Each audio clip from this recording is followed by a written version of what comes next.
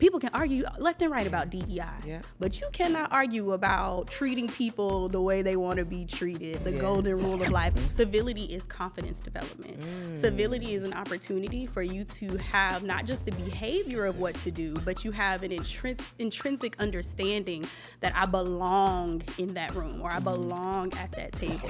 The cost of incivility is extremely high.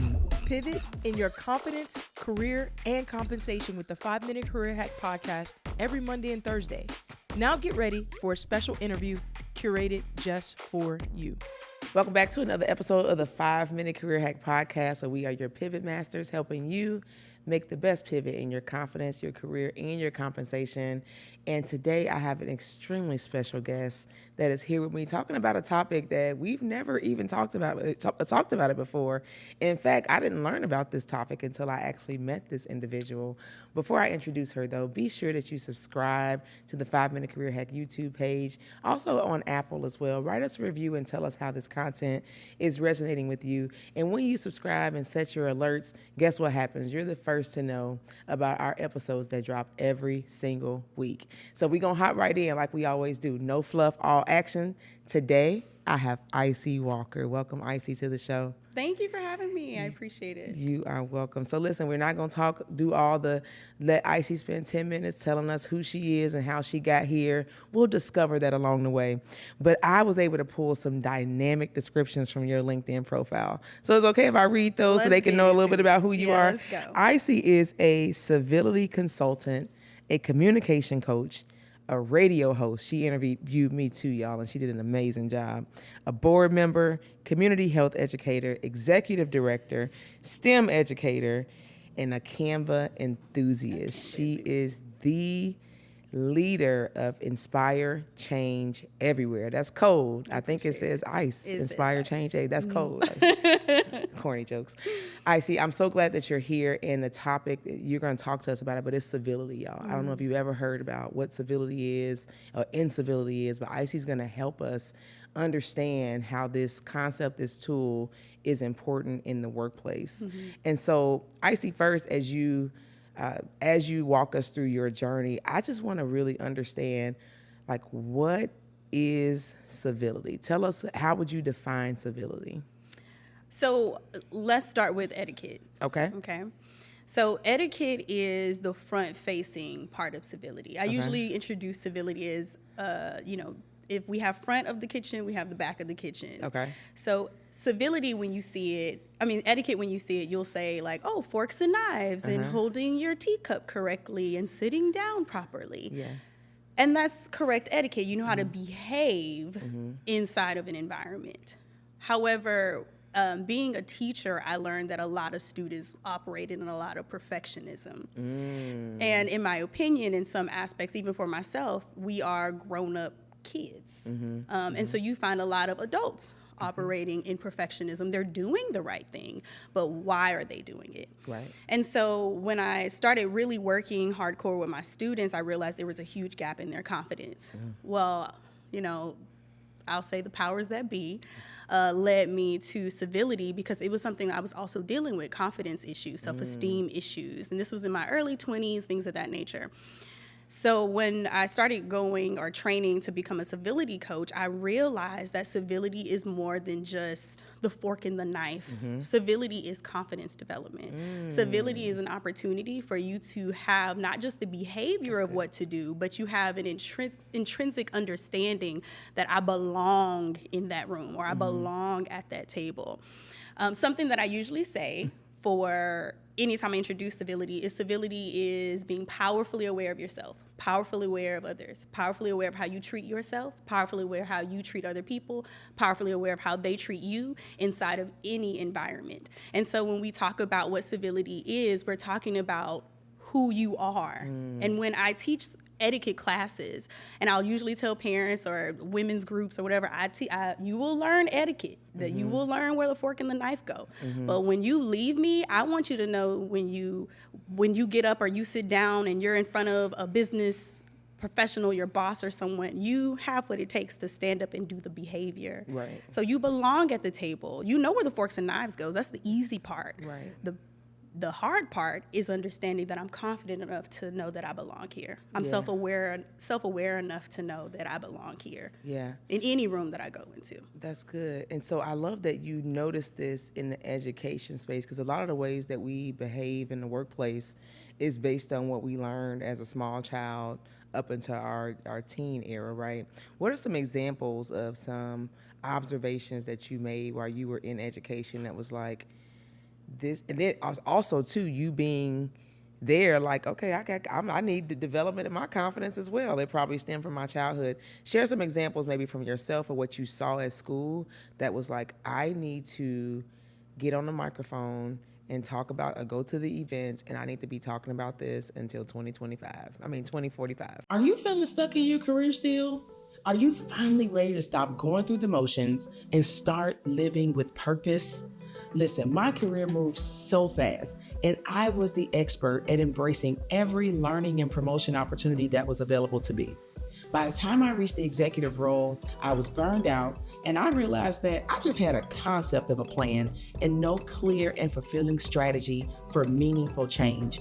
I had to go on a journey to discover my passions and my purpose so that I could build a life and a career with intention. Join us for the Burn the Rulebook Career Transformation Lab. It's going to be a transformative 3-day experience happening from October 15th to the 17th. Over these 3 days, we will help you prepare, position, and live on purpose in both your life and your career. You'll dive deep into strategies designed to help you stop playing by the rules that have held you back and take control of your future. We'll give you the tools to execute with confidence so that you're not just talking about change, you're making it happen. Finally, you build an actionable plan to drive your career forward and set yourself up for long-term success. Imagine walking away with the clarity, focus, and confidence to thrive, not just professionally, but in every part of your life. This is more than just a workshop. It is your blueprint for a career and a life lived on purpose. Ready to rewrite the rules? Secure your spot today for the Burn the Rulebook Career Transformation Lab and get ready to take action and transform your future. Well, it's good that you're asking me these questions, honestly. Let me say thank you to these questions because it allows me to practice even more confidence. Like it helps. Yeah. So sure. Same here. I'm helping myself as well. Let me help. Well, let us help you. each other. Yeah. So in school, when I first became a teacher, I was slipping and sliding. It was really hard. Okay. Imagine the visual. It was a rough time. Okay. I was slipping and sliding. Yeah. But any rookie teacher will tell you, like, the first year, the second year, you really don't have it down. But by the third year, I realized that my students were mirrors. So any place that I was not patient, any place that I was short-tempered, any place that I wasn't gentle. I literally would have the fruits of the Spirit as my classroom rules. So gentleness, self-control. But these were things for myself. Yes. Like, I needed it for me. Yeah. For when I'm in the fourth period and I'm looking at my 115th student and I know I ain't got no energy. Right. But they like, Miss Icye. They're excited to see me, And I'm like, oh, okay. Let me. If Right. you only knew it, I was thinking Right. inside, right? Right, Yeah. it's time to go. Yeah. But I think for me, being in front of students, they really helped me understand the love of God, honestly. It really did. It helped me understand how He wants me to move. He wants me to be childlike. And kids are usually patient, they're usually kind, they're usually gentle. And it allowed me to see where I needed to work on myself. And so when we bring in civility, and I say this all the time, it was brought to me. It was brought to me as a gift to learn. Civility was. It became a framework of how I can put self-control, gentleness, faithfulness. It became a framework for me. So when I became a civility coach, it was an opportunity for me to teach what I was already learning about myself. Right. When it comes to my students, or when it came to me teaching, what I realized is the same issues of insecurity that I might have been dealing with when I was in my teen years, I could see it immediately in some of my students. And so it became a confidence boost for them in my classroom, because when they were, for example, Miss Icye, I don't know if I can do this science test, or science is so hard. You know, then I can use what I've learned as far as my communication skills, my confidence boosting skills to be like, girl, you got this. Okay, Right. this is what we're gonna do. You're gonna come after school and we're gonna work out a plan, and then we're gonna work it out, but you got this. Or the student that's like, I don't wanna do this, I'm not interested. We'd be able to relate it to something that they really were passionate about. Like, okay, so you do wanna make sure your mama out of poverty, right? I'm not saying that science will do that, but what you're learning right now in the framework of my classroom, that's the powerful part, the resilience, the opportunity to continue in hard times. Civility in students is something that we don't teach all the time, because everything is, you get a participation trophy or a little ribbon. Yeah. But we don't teach how to go back and teach young people how to suffer well. I am learning how to suffer well. I am learning how to suffer well. And so the due diligence that I have within myself, I have to share with young people. And thankfully, it crosses over into the professional world, because I've had many people say, hey, Miss Icye, can you come and teach this women's workshop? Or I have like an HR thing coming up. Can you come and teach civility there? Because people don't want to stay in places where it's hostile. But the first place you start is with yourself. I cannot make Candyce change. I've been understanding this thought for a number of years now. When people come to me for conflict, because sometimes I'm the person they come to for a cool head, I always point it back to them. Oh, the problem isn't your boss. The problem is you. Yes, the boss is crappy, like he doesn't have the best attitude and all the things, but how can you change that environment when you walk in there? What can you do? Start thinking more actively about what can you do. But that is what self-awareness is. Yeah. And it's also taking that, I always talk about probably in probably 10 episodes, you'll hear me say this, so I'm consistent. But it's that taking 100% responsibility for what you do, what you don't do, and how you respond to what others do to you, right? And a lot of times what stops us from being able to respond appropriately or respond in a way that is acknowledges your own humanity is because that emotional piece is in the way. And I always say, when your emotions are high, sometimes your intelligence is drops. Low. Intelligence high, emotions low, right? And so the reason I brought that up was because I think taking that responsibility makes you have to acknowledge how you actually feel about what's happening to you in the workplace, at school. So I did this activity that was like, when somebody did something to you and you want to pop off, whatever it is, whatever that looks like for you, my pop off look way different than somebody else because it's got a smile and it's very matter of fact. Oh, you nice nasty. Oh, yeah. Okay, you I right. see. I know you. Because I want you to do better, so I got to give it to you in the way you're going to receive it. But when you pop off and, being able to say to the person, instead of you, when this happens to me, I feel this way, right? But that's a really good response to not being treated well or to hostility in the workplace or to the bully at school, is to be able to acknowledge how you actually feel about something and tell that person. Then now you can move on, and they receive it and hear it differently when you put it that way. So I wanted to add that because I think that's not something that we practiced or learned. But right? that's good though, because again, the quote that I give it is powerfully aware. Yes. Power moves things. Come on. For you to be powerfully aware, like to the point where like if I walk into this room, I can be nervous. I could be nervous as a dog, but when I walk into this room, I know how I want to be perceived. I know how the power I want to own. I know that I don't want to feel disrespected. I don't want to feel small. Yeah. Like all of us have lived in some capacity tiny. We've all been tiny in a point in time of our lives. Yeah. Why are we going to continue that practice? And this is not me saying be prideful, like I'm the biggest, baddest, and nobody can tell me anything. That's not being humble. Yeah. And civility, you have to have a degree of humbleness. Right. Well, you have to have humbleness. Right. when we walk into rooms, you are aware, powerfully aware, not just of me, but I know that Candyce is a nice person. And if I go stand next to Candyce and I know that I'm shaking like a leaf, I can be like, Candyce, I'm shaking like a leaf. Yeah.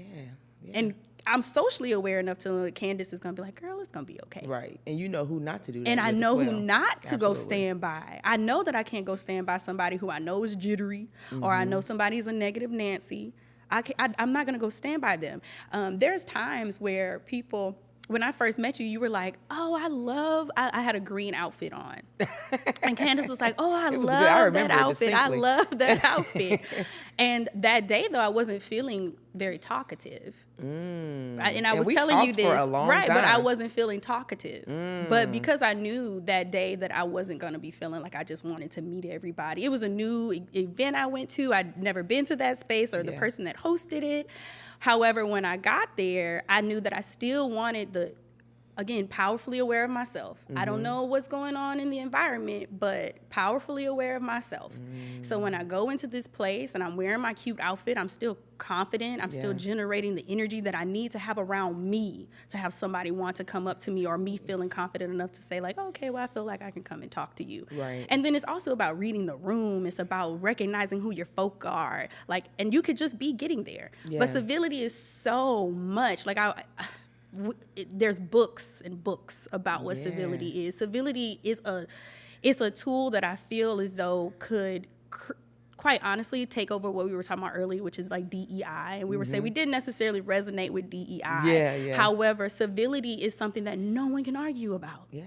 People can argue left and right about DEI, but you cannot argue about treating people the way they want to be treated, the golden rule of life, because we didn't make that rule. I hear you. We can't argue about that rule. That's right. I mean, it's more so about humanity. Now, we know there's injustices and things that need to be addressed, but if we just all did a really good job of being amazing humans and treating each other right. I think somebody asked me recently about how I was feeling about DEI and would I pay for it, and I shared my opinion, which I won't share here on this platform yet.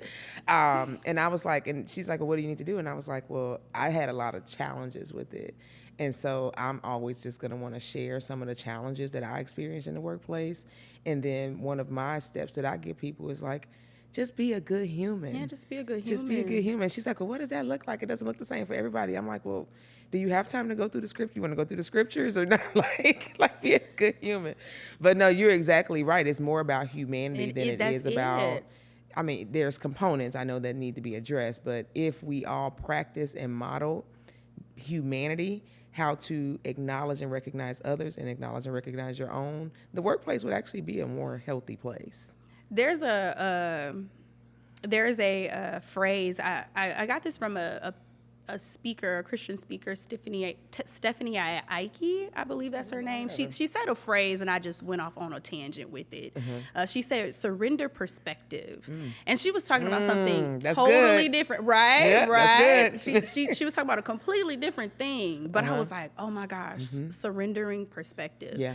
The way that we walk into situations with our perspectives already, it closes off growth. It closes off opportunity to learn. I've been in the melting pot of classrooms, and if I come in with a perspective about a particular kid, how they look, how they smell, how they walk, how they behave, just all the things, I've closed off my ability to allow someone else to grow. And I do not want to do that. And so I think of like not just this as I don't think of my my career or the fact that I used to teach in a classroom as just that classroom, this isolated space. I see it now as the world is the classroom now in my mind. And when I get around individuals who are willing to receive the positive message, again, this is a tool. It's not to replace anything necessarily, but if you got some old stuff that you think you can replace it with, then, by all means.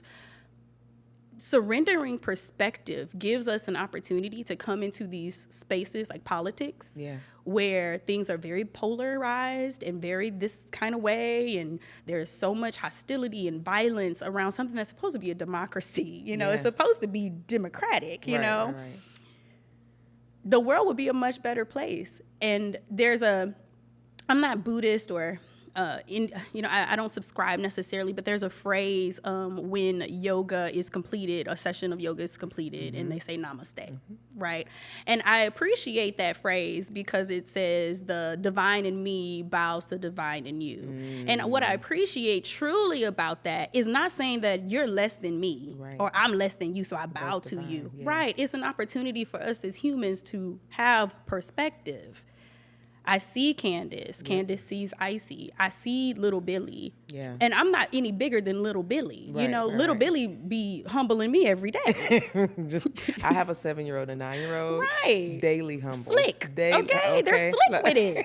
Like, hold on, did they just? Well, what? And I always challenge myself. What do you think they're going to do? They sit around and listen to you talk all day. Of course, they're going to challenge you, Candyce. The apple in that tree. Okay, the apple in that tree. But it is important to recognize that we need to, as a human race, not believe that we are above we're not below, but we're definitely not above anybody. There's a humbleness regardless of any religion that you still need to.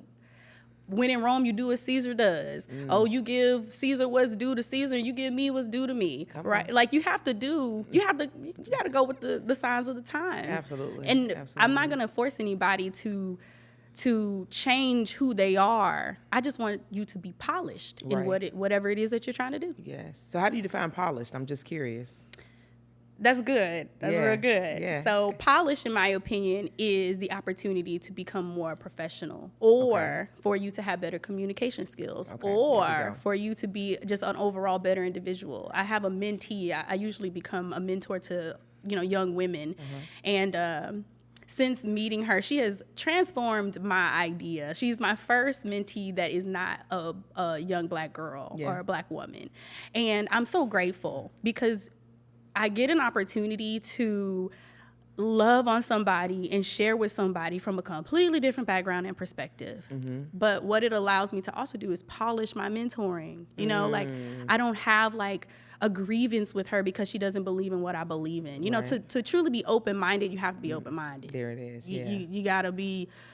I can't tell you how many deep sighs and breaths I take. I was telling you coming up here, I take a lot of sighs. All day long. Because it's not about me. It's not about me. It's not about us. It's about the next generation. It's about giving into, that's what it's about.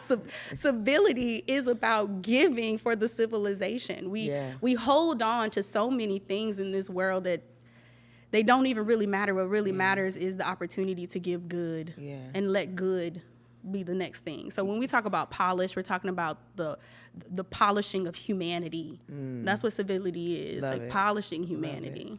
I love how you focus on multiple generations too, because I think every generation has something to pour into the other one. And I think I shared an example with you and why, like, I wish my kids were here because then they'd be like, oh, okay, well, mommy's saying, here's a lady who sounds smarter and says it. That's what they do, though. Oh, that's how they do. But I was sharing about my son. We were doing a Martin Luther King event, and he got a chance to meet an Austin local. It's just a phenomenal individual, powerhouse, historical creature in Austin. I think his name's Reverend Dixon, and he got a chance to meet he was 6 at the time, my 6-year-old son. And I'm always telling my son, like, okay, this is how you shake your hand. This is how you look somebody in the eye when you talk to them, because that's going to show them that you're confident. And so when he met Reverend Dixon, Reverend Dixon called him out on it and was like, hey, young man, and this is probably, somewhere in his between 80s and 90s, young man who's pouring into my 6-year-old and showing him something, not etiquette, but how to exude confidence when you meet someone, because that's how you're being perceived.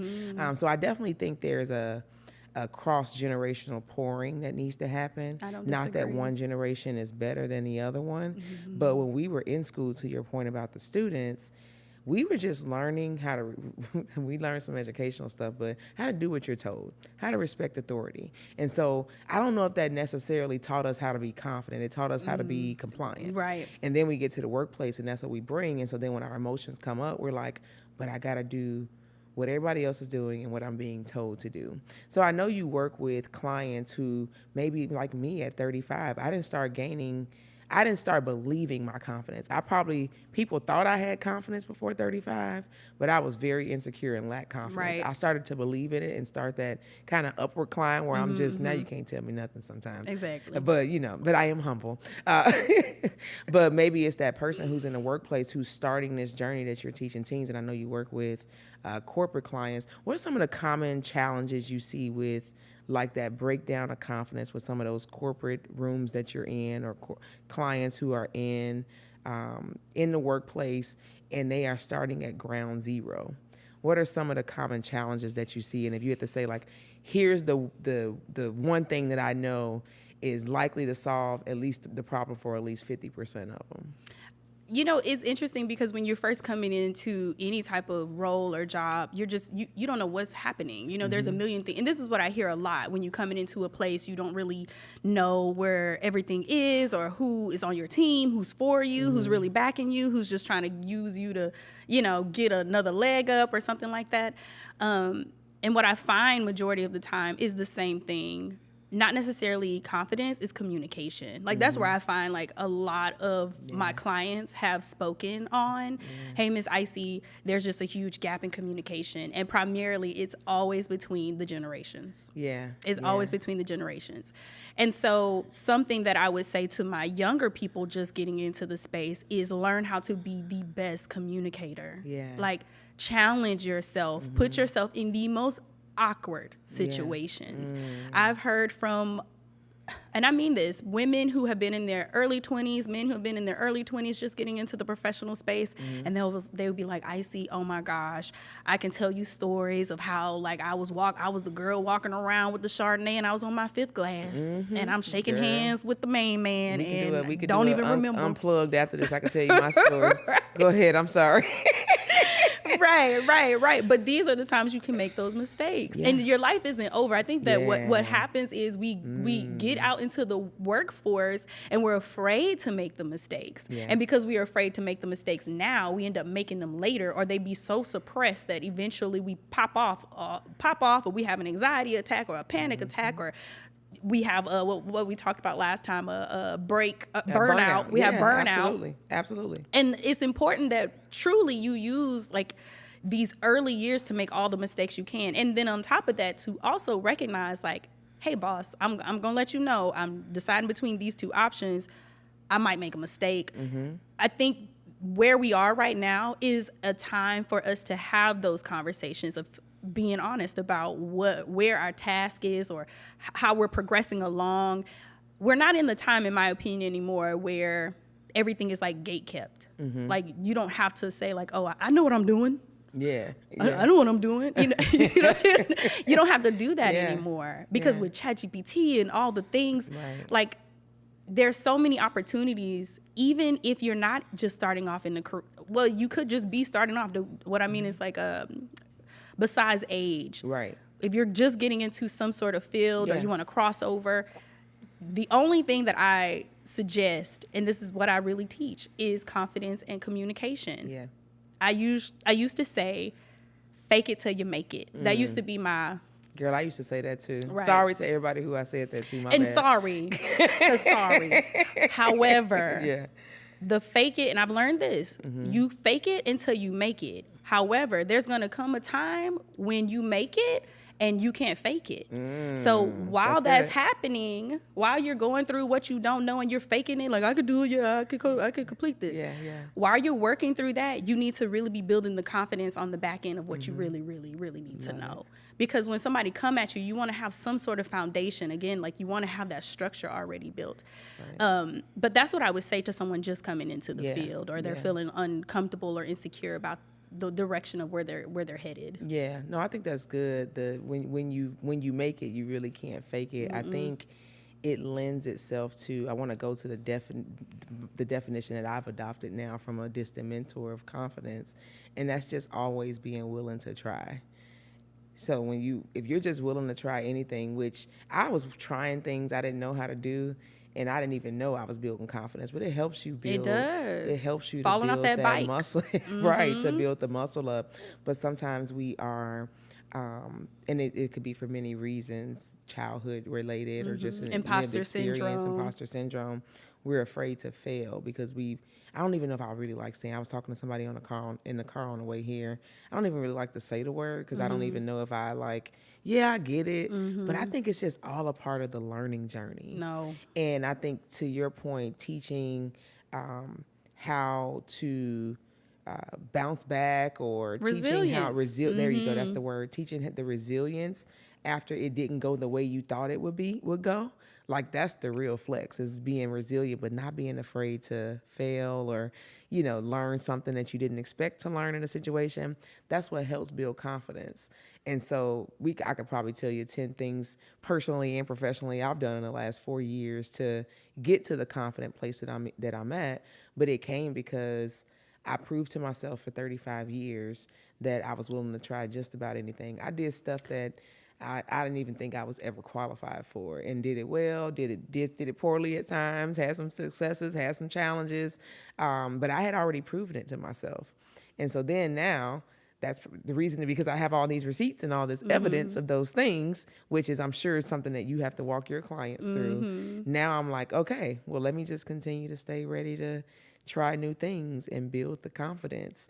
But what it builds also, I think, Icye, is leadership. Yeah, that's good. I'm glad you went there. Yeah. So it's the self-leadership and the leadership of others. And sometimes for me, when I heard you say communication, I was like, I wonder, what part of that is leadership as well?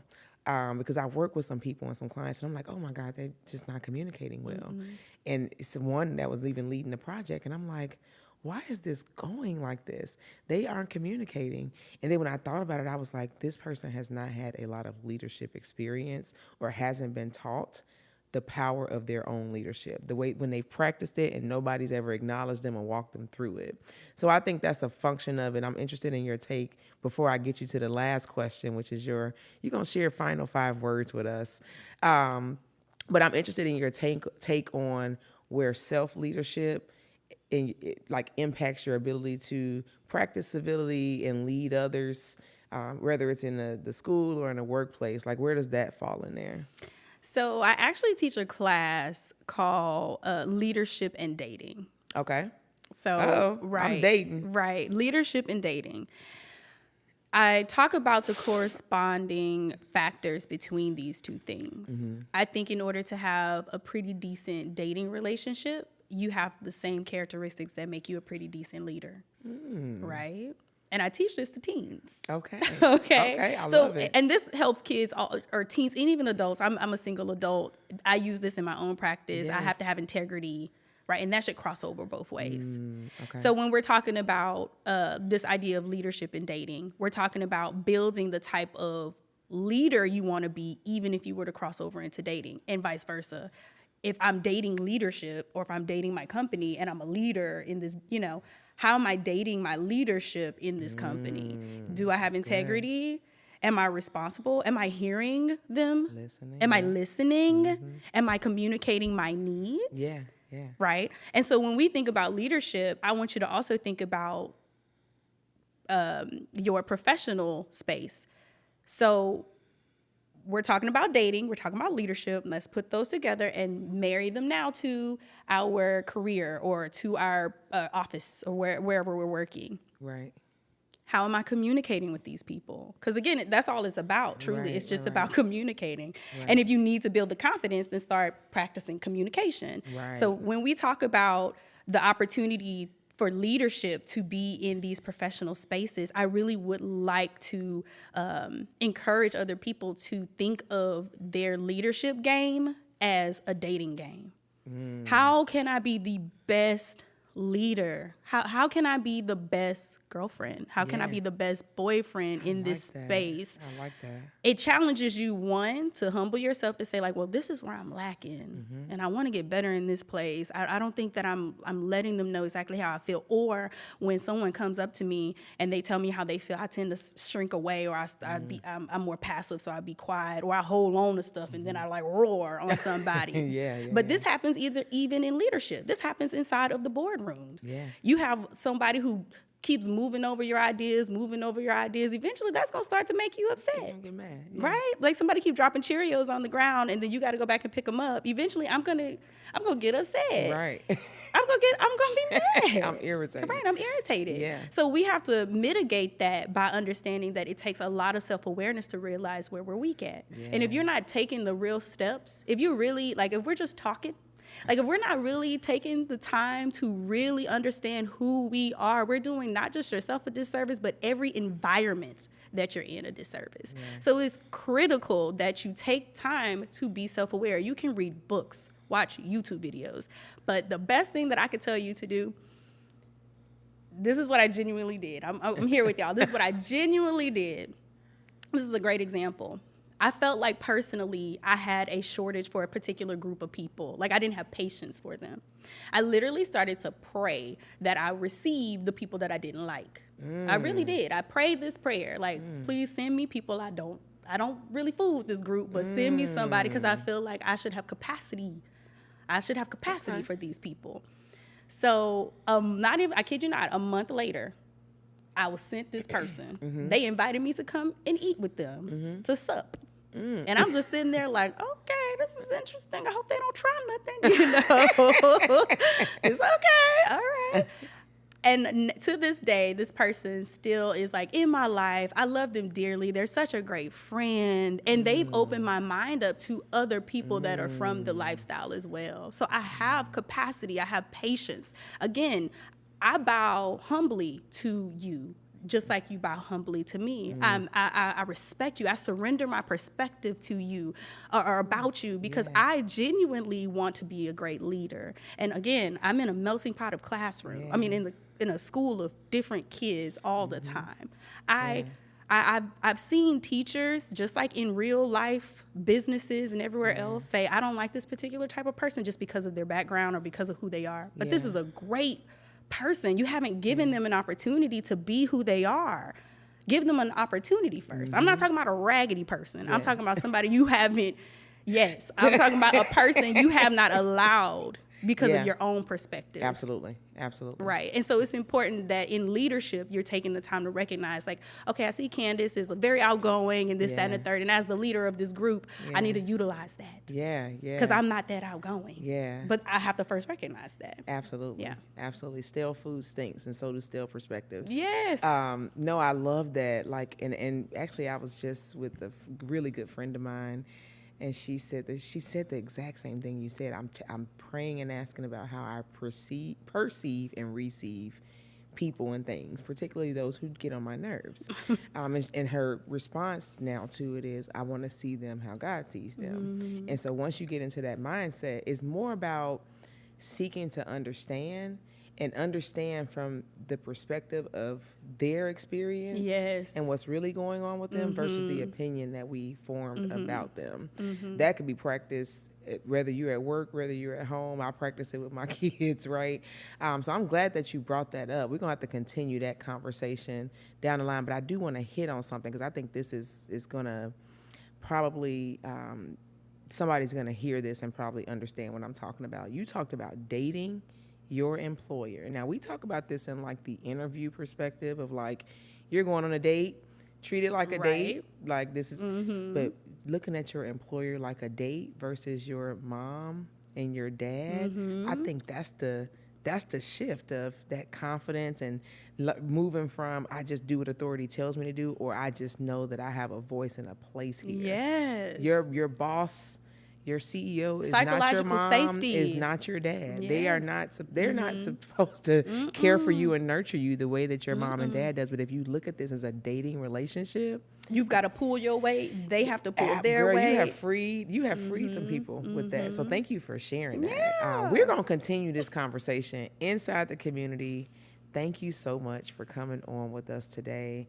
We always ask our guests to share their final 5 words. It doesn't have to be a sentence, or it could just be the first 5 words that come to your head.